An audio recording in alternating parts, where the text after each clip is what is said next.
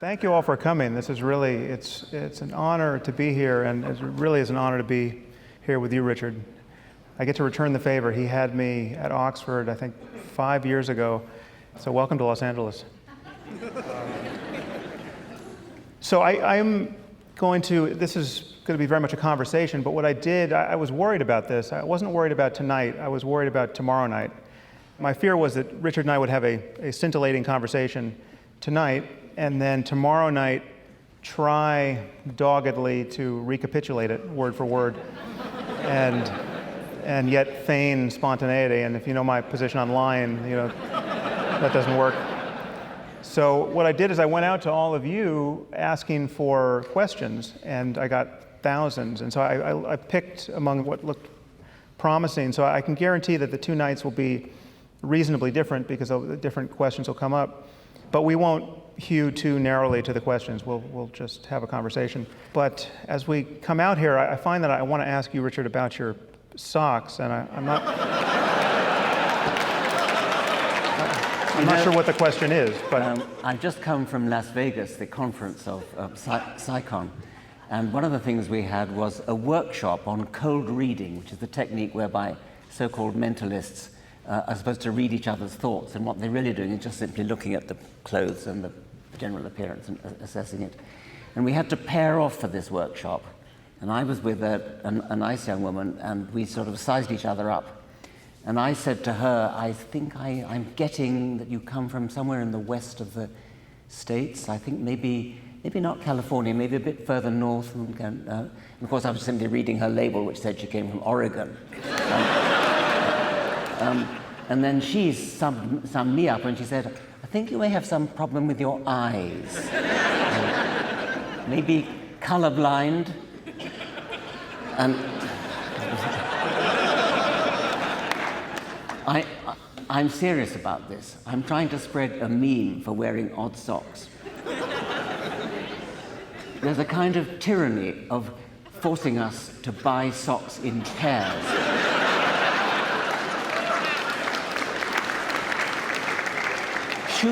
Shoes have chirality. Left shoe and right shoe are not interchangeable. But socks don't. And when you lose one of a pair of socks, you're forced to throw the other one away, which is absurd. So what I want... Although, honestly, Richard, you just told me a story that suggests that shoes are interchangeable. Oh, my God, that's right. That's rather an embarrassing story. Someone is going to find this on the relevant video on the internet. I will tell the story now. You've let the cat out of the bag. I was doing a television film called Sex, Death, and the Meaning of Life. And in the death episode, we were talking about suicide. And there's a famous suicide spot. It's a bit like San Francisco, the Golden Gate Bridge, where people have famously jumped to their death. And all around this place, Beachy Head, is a very, very high cliff in the south of England. There are rather sad little crosses where people have jumped off.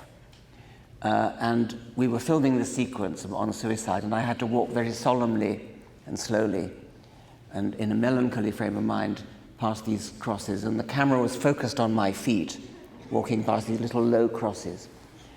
And I felt incredibly uncomfortable. I had this sort of uncanny feeling of being uncomfortable, and I couldn't understand why. And then eventually, it was my feet that were uncomfortable, walking past these crosses. And eventually the director called cut, and we went off, and I took my shoes off because they were so painful. And only then did I realize I put them on the wrong way round. So this is preserved for posterity in close-up.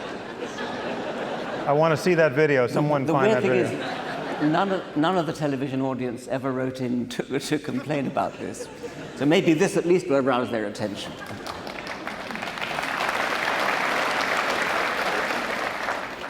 So the first question, Richard, which I thought could provoke some interesting reflection, is why do you both court so much controversy? Well, we don't, do we? I mean, we don't court it. It pursues us. Well, I mean, what I've noticed is that there are undoubtedly people who are friends of ours, colleagues of ours, who agree with us down the line, who seem to feel no temptation to pick all of the individual battles we pick. And one doesn't have to be a coward not to want to fight all of these culture war battles, although it helps. But we have friends who are decidedly not cowards, someone like Steve Pinker, he stakes out controversial positions, but he is not in the trenches in quite the same way as we are. And I'm wondering what you think about that. I mean, did you see a choice for yourself? Do you find yourself revisiting this choice periodically? I think it's a perfectly respectable position to take, that a scientist has better things to do. And I don't take that position, and I think you don't either. I do think it's important to fight the good fight when science, when reason has vocal and powerful and well-financed enemies. And so I'm not sure what particular battles the questioner has in mind when he says we court controversy. But I suppose I believe so strongly in truth. And if I see truth being actively threatened by competing ideologies which actually not only would fight for the opposite of truth, but would indoctrinate children in the opposite of truth, I feel impelled to fight, only verbally. I mean, I don't feel impelled to actually get a rifle or something. Well, there's time yet. I can think of two examples. One I mentioned in the reception beforehand. A professor of astronomy somewhere in America who writes papers, mathematical papers in astronomical journals in which his mathematical ideas accept that the universe is 13.8 billion years old, and yet he privately believes it's 6,000 years old. So here is a man who knows his physics, he knows his astronomy, he knows the evidence that the universe is 13 billion years old. And yet, so split-brained is he that he actually privately departs from everything in his professional life. Well, surely we have to accept that he I don't know, cannot be reasoned out, but I mean, he already knows the evidence and will not be reasoned out of his foolishness.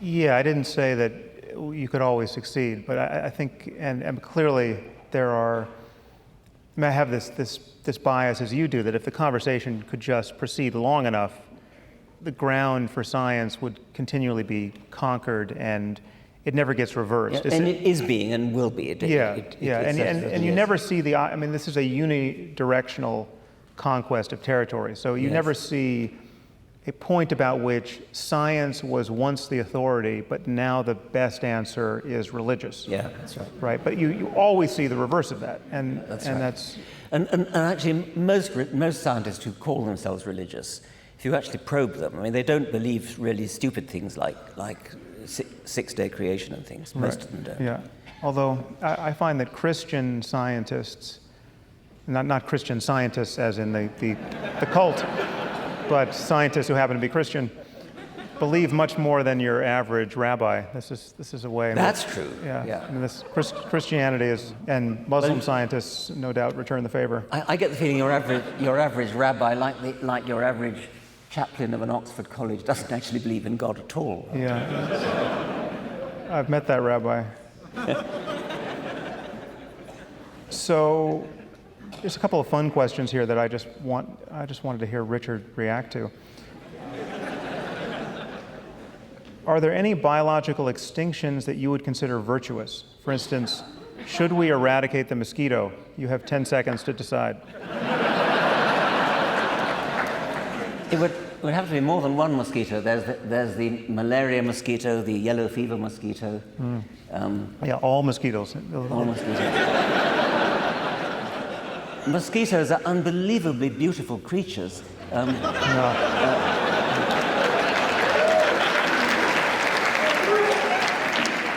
That's the most irrational thing ever. The great expert on fleas, And she presented the Department of Zoology in Oxford with a gigantic blown-up photograph of a mosquito, and it was a fantastic piece of work of art. By a malevolent God. Yes.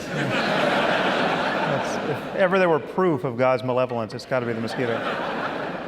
I have no hesitation in killing individual mosquitoes.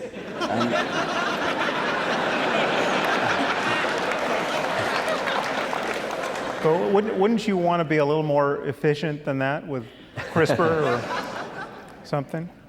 I haven't thought about it before. I think I would not wish to completely extinguish.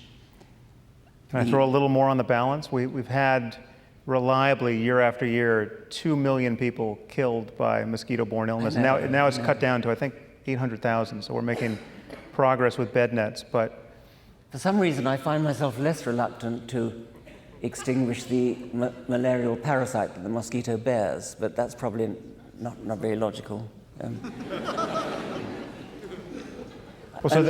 We have extinguished the smallpox virus, right? Except for a few lab cultures. Yes, and then like geniuses, then we tell people how to synthesize it online. Yeah. So the flip side of that, of course, is the Jurassic Park question. Should we reboot the T-Rex? Yes. If we have, yes.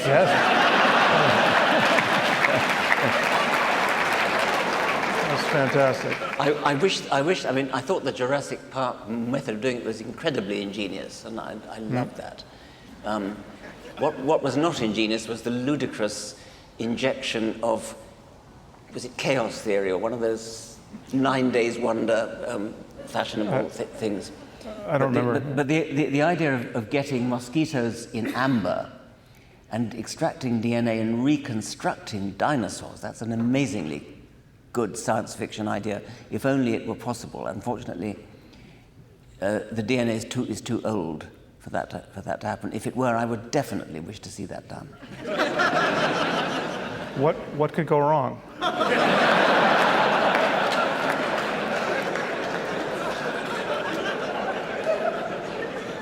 Richard seems to want to live in a maximally dangerous world.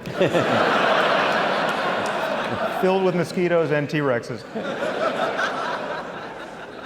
My concern with AI is that we will just ram past it, and we will find ourselves in the presence of intelligent systems that will be so competent, and we will have built them in a way to play upon our intuitions of emotion, and we will obviously build appropriate emotions into them, and they'll be aware of our emotions. And if you finally build robots that are humanoid, that are so good that they're no longer uncanny to us, you get out of what's called the uncanny valley, and they no longer look creepy, now they just look perfect.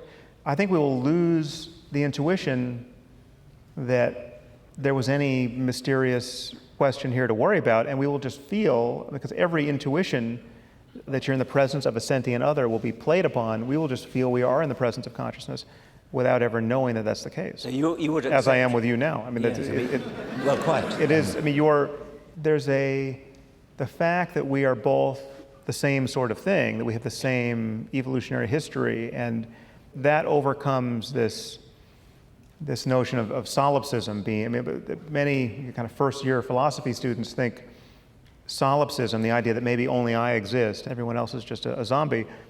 Many people think that's somehow the most parsimonious or the most economical view, because, I'm sure I exist. I'm sure I'm having an experience. I'm not sure about all you people. In fact, I can't even see you people.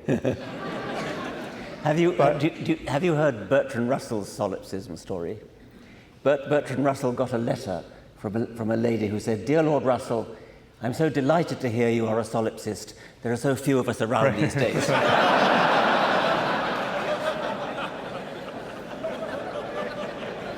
Yeah, that shows how untenable the view is. Even a solipsist can't hold it.